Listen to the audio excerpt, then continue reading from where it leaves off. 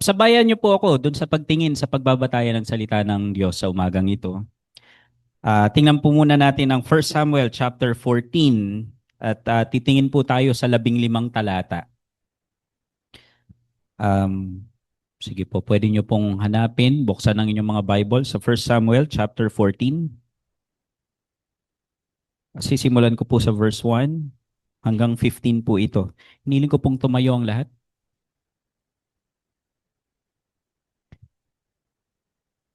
Sabi po sa unang talata, isang araw, sinabi ni Jonathan sa binata na tagapagdala ng kanyang armas, "Halika, pumunta tayo sa kampo ng mga Filisteo." Pero hindi niya ito sinabi sa kanyang ama.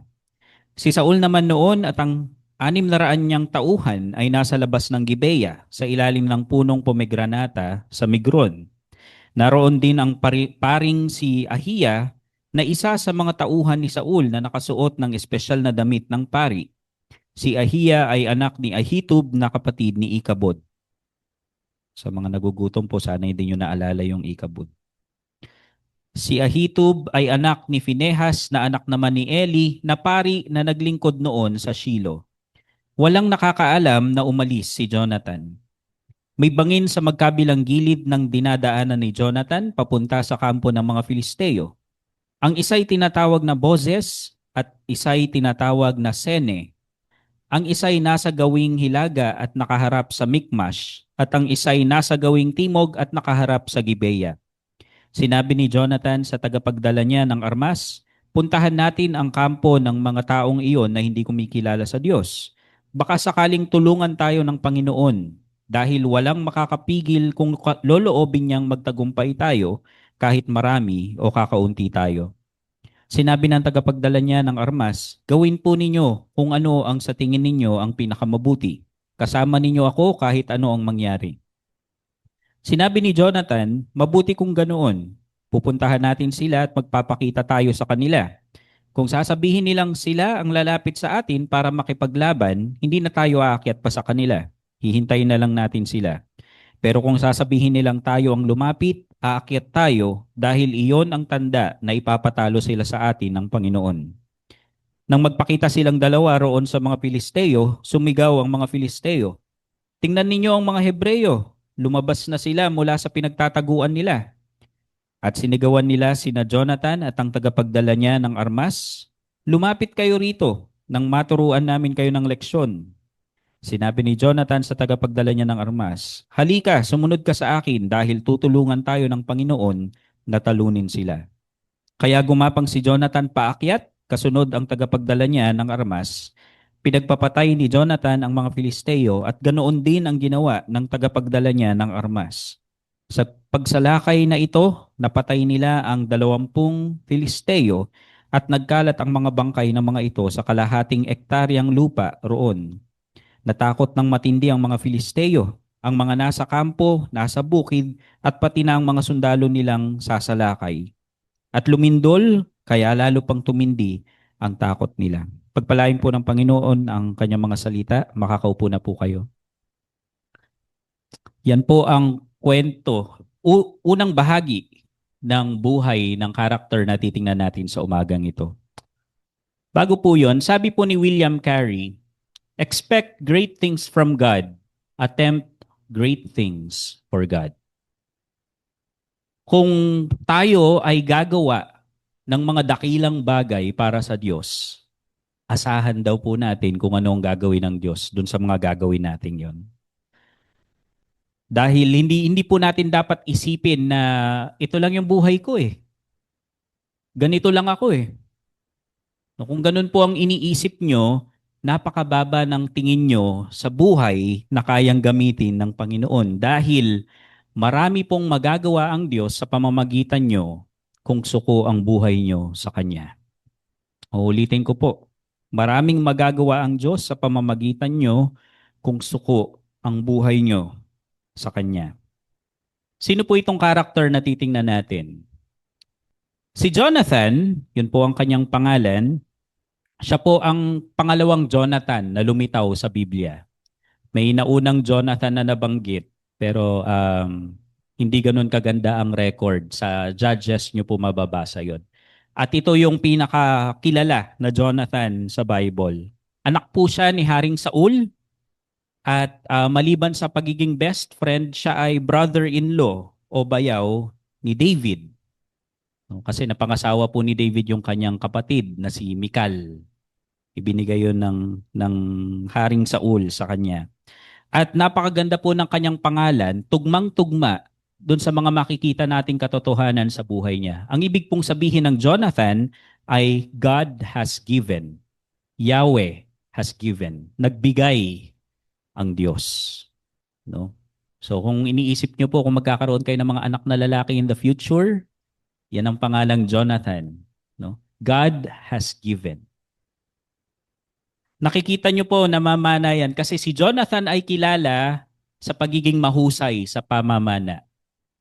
Mas magaling pa siya kay Legolas. Sa umagang ito, titingnan po natin ang paggamit ng Diyos kay Jonathan para iligtas una ang Israel at ikalawa ang pagliligtas ng Diyos kay David. No, sa dalawang bahagi na yan, titingnan natin kung paano ginamit si Jonathan ng Diyos, kung paano siya ibinigay ng Diyos sa mga ito para maligtas sila. Yung binasa po natin kanina ay ang paggamit ng Diyos para iligtas ang Israel. Unahin po natin yan. Si Jonathan po ay ginamit ng Diyos para iligtas ang Israel. At ang isang mahalagang katotohanang makukuha natin dito ay ito. Magagamit ka ng Diyos kung available ka para sa Kanya. Yan yung makikita natin sa buhay ni Jonathan dito sa unan po nating binasa. Matapang po si Jonathan. Yung tatay niya nanguna na may takot, pero si Jonathan nanguna siya na may katapangan. Makikita po natin ito dun sa binasa ko kanina, no? Pinangunahan niya yung armor bearer niya at napaka-best supporting soldier naman nun, di ba? Kung yan po sa tingin niyo yung pinakamabuti, go po ako dyan. Kaya nga po, nagtagumpay sila. Nakita natin later on kapag tinuloy-tuloy niyo po yun, malaking tagumpay po ito sa Israel, yung ginawa nila Jonathan at saka nung kanyang armor bearer. At dahil sa ginawa po nila, yung mga nagtatago na encourage na lumabas at lumaban din.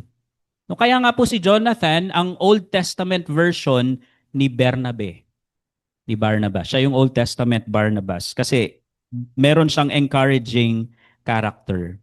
Makikita po natin sa kanya yung pananampalataya niya sa Diyos.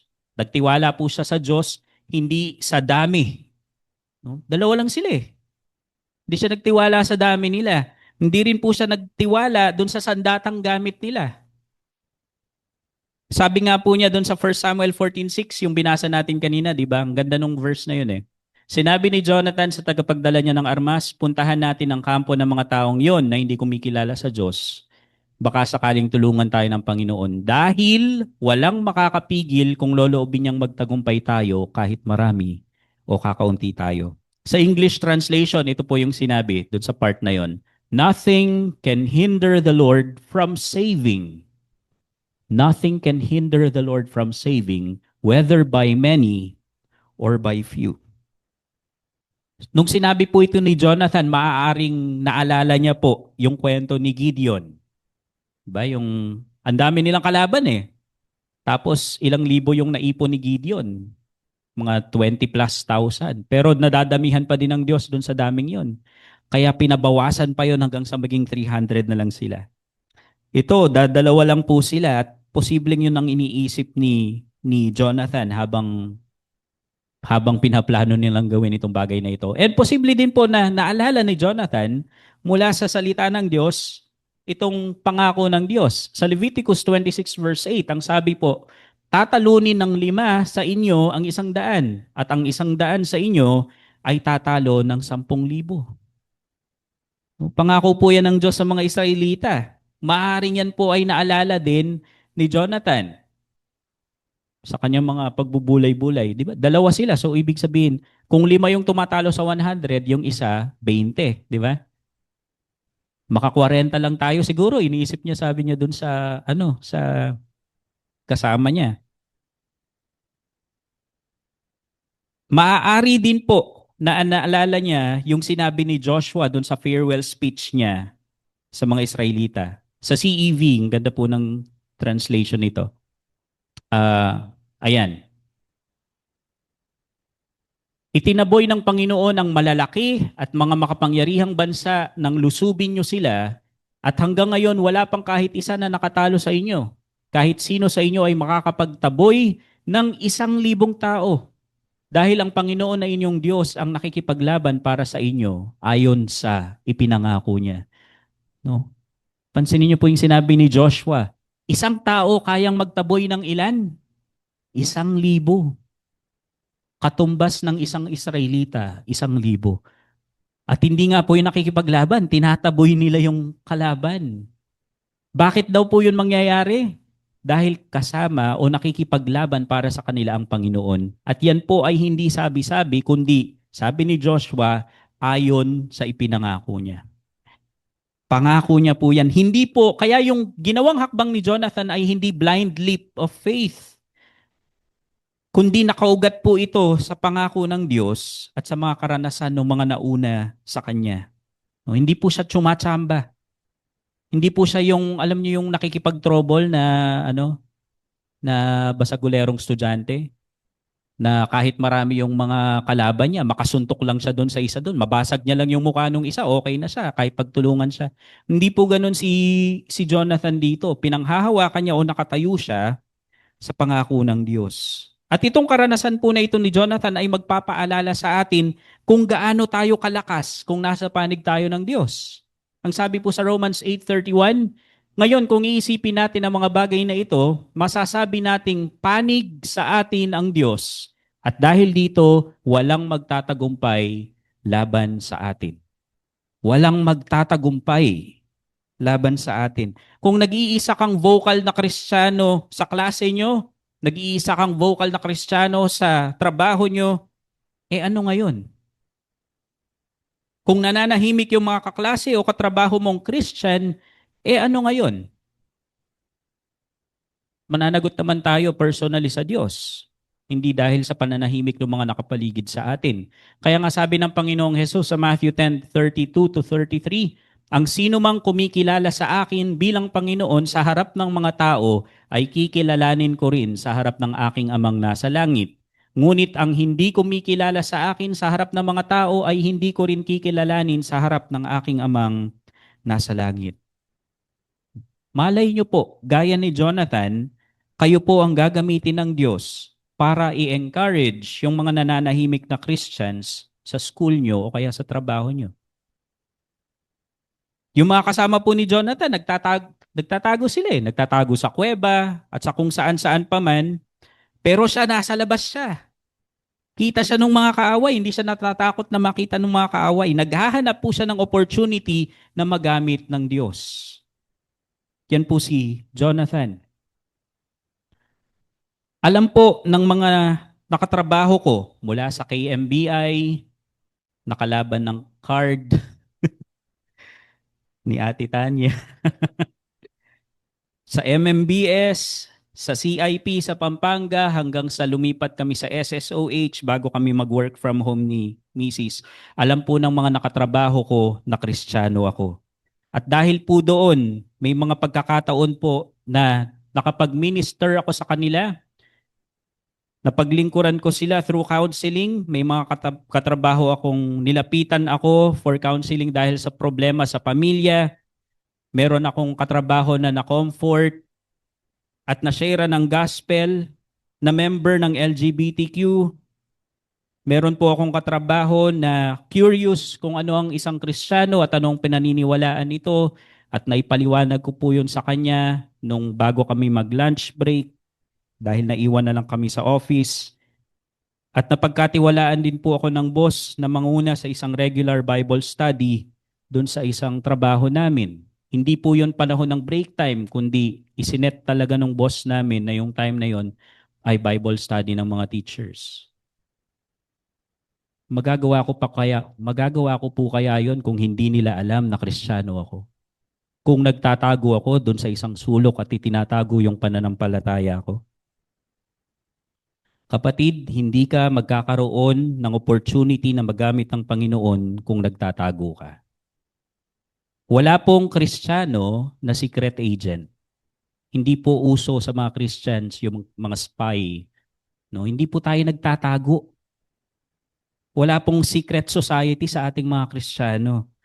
No, hindi po sikreto yung pananampalataya natin. Kaya nga, ano ngayon kung magaling ka sa science, kung tinatago mo naman yung pananampalataya mo?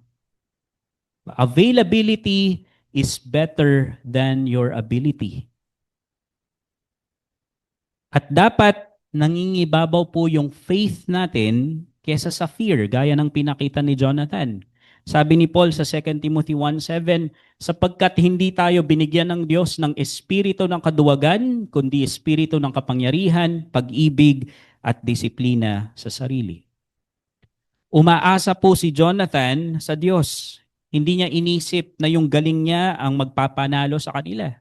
Hindi niya inisip na yung husay niya sa pagpana ang magbibigay sa kanila ng victory. Naniwala po siyang sasamahan sila ng Diyos at bibigyan sila ng tagumpay. Alam niya po, nakapangyarihan yon ng Diyos, hindi galing sa sarili niya.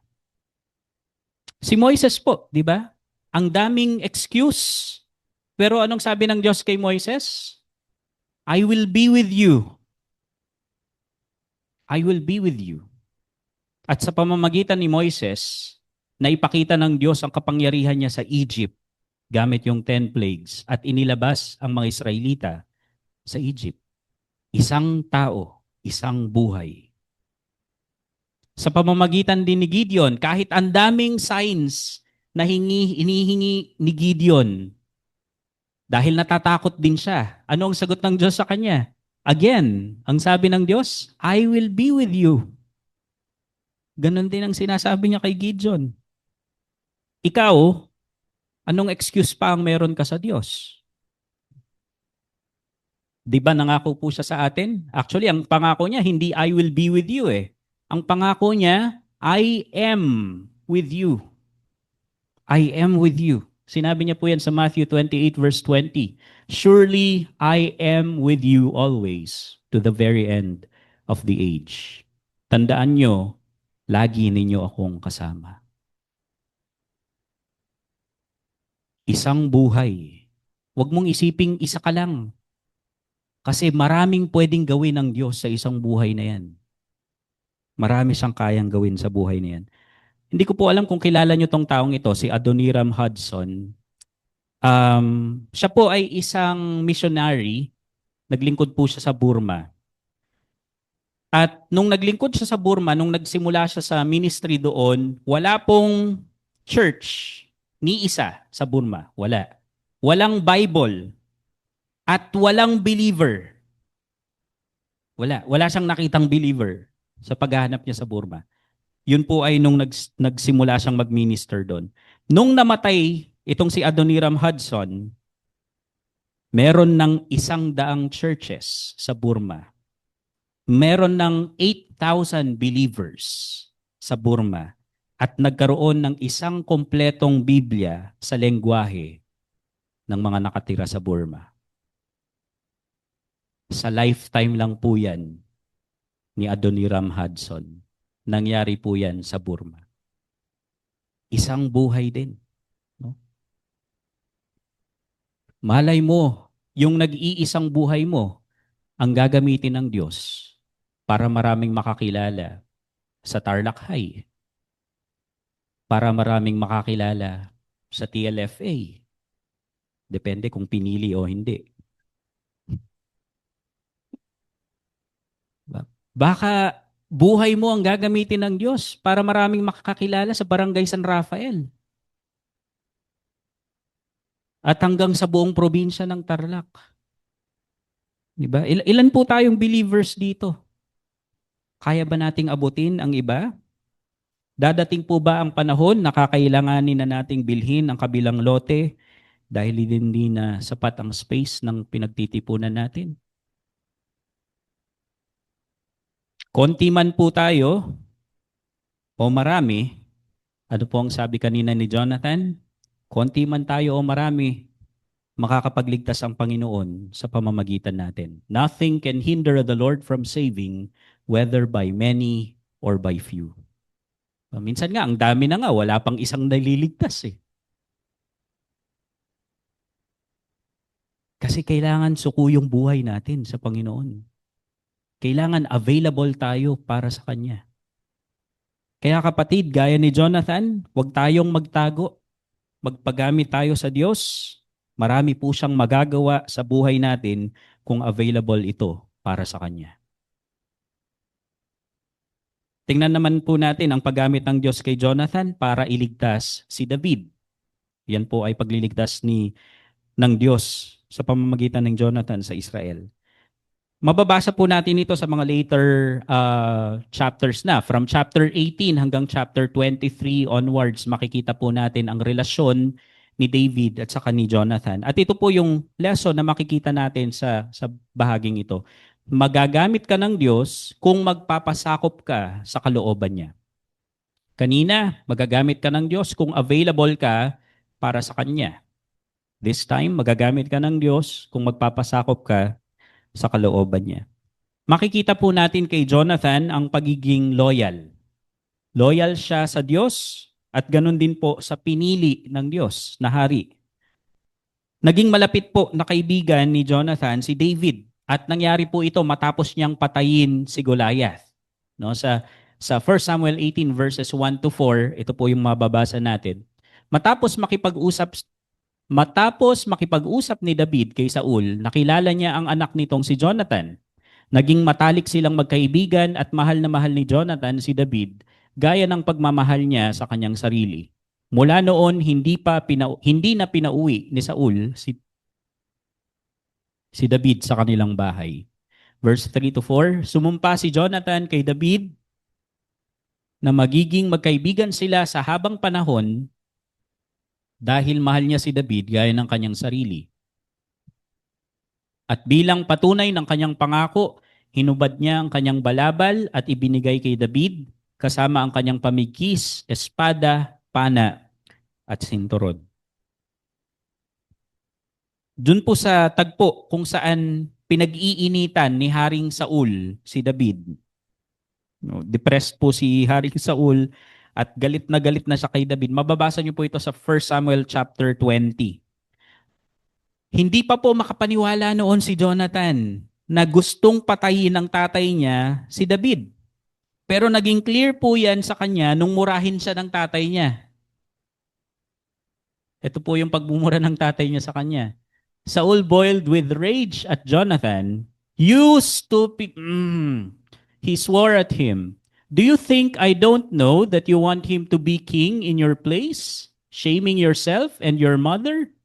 As long as that son of Jesse is alive, you will never be king. Now go and get him so I can kill him. Ganyan kainit yung ulo ni Saul. Minura niya yung anak niya at pinapapatay niya si David. Kaya naman po sa next verse, ano po ang ginawa? Actually, pagkatapos po nito, sinubukan pa ni Jonathan ng mga tuwiran. Sinubukan niya pang mga tuwiran sa tatay niya. Sabi niya, nagtanong si Jonathan, bakit po ba kailangan siyang patayin? Ano po ba ang ginawa niya? At dahil sa pangangatwiran niya, ano po ang ginawa ng tatay niya sa kanya? Sa verse 33, sinibat siya ng tatay niya. Buti na lang po, nakaiwas siya. Kasi ang goal talaga ng tatay niya ay patayin siya. Hindi lang para takutin, para patayin din siya. Kaya pasalamat po kayo kung tsinelas pa lang ang ibinabato sa inyo ng mga tatay nyo. No? Buti walang sibat yung mga tatay na. Kuya Louie, meron ba kayong sibat sa bahay? Wala. Tsinelas pa lang po yung naibabato.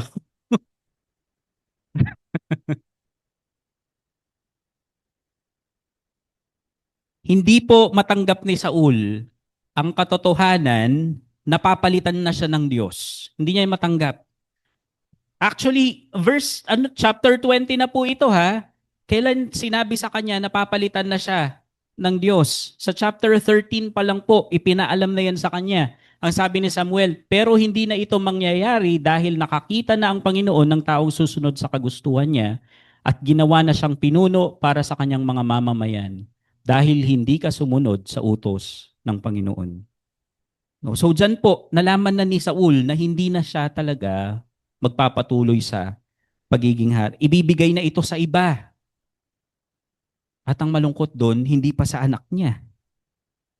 Pero si Jonathan, talagang binigay niya po yung trono kay David.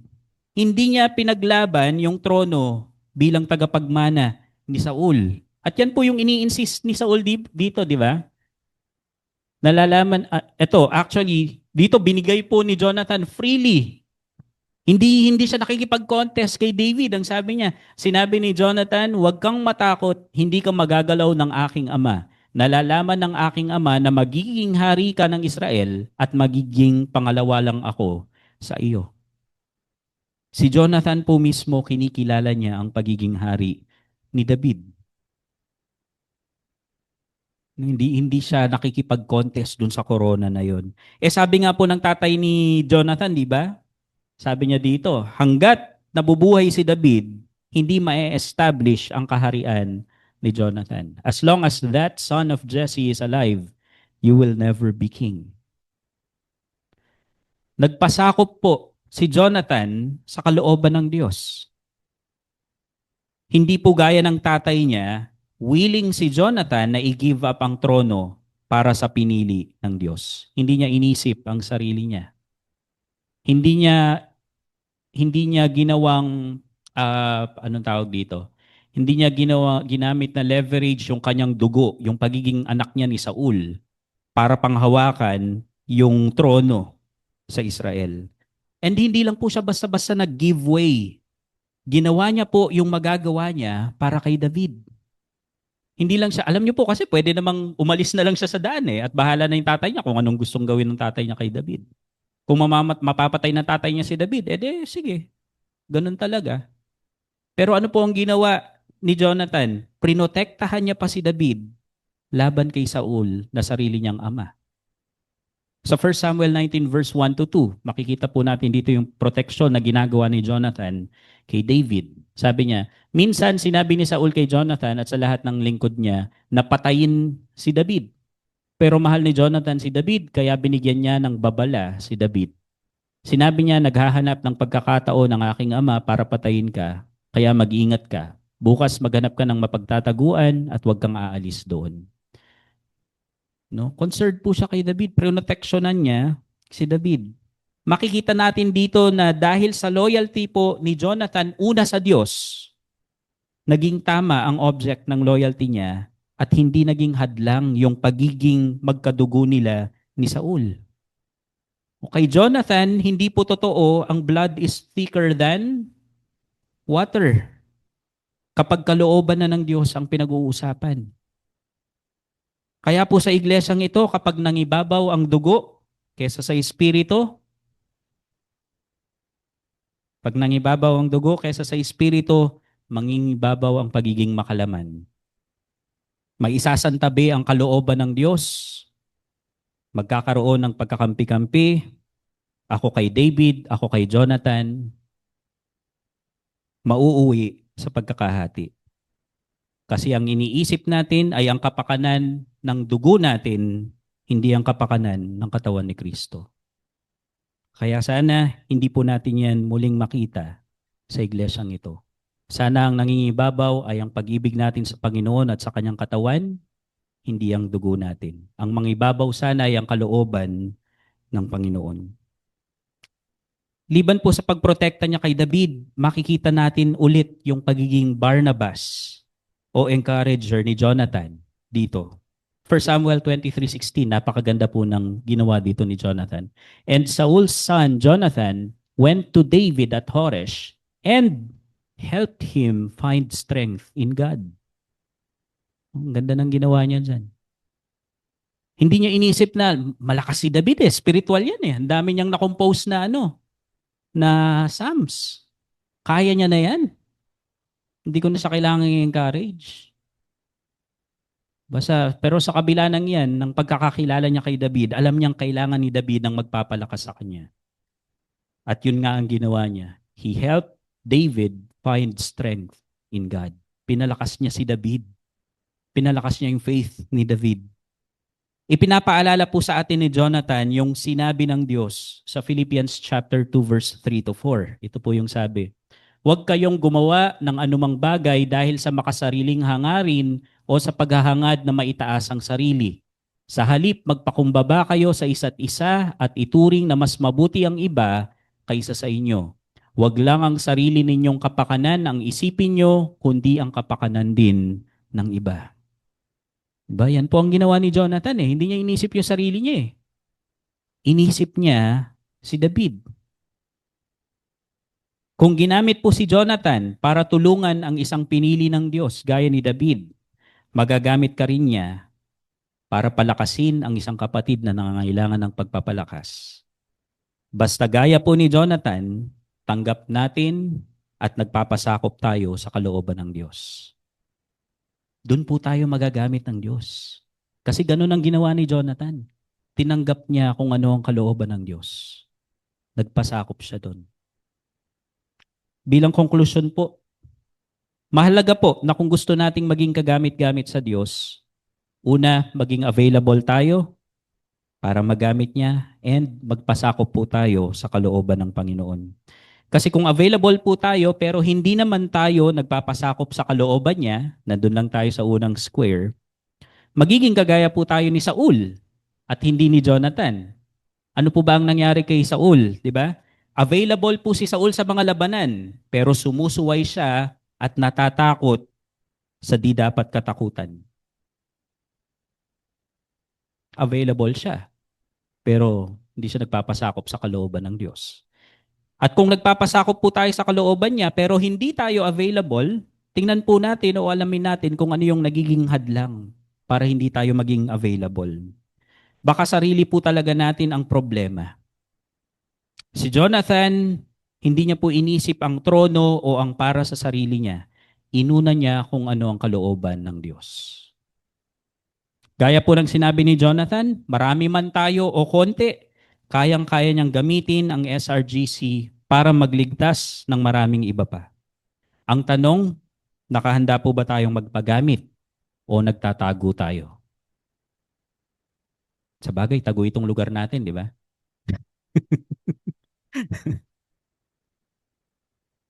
Huwag niyo pong isiping hindi kayo magiging kagamit-gamit sa Diyos.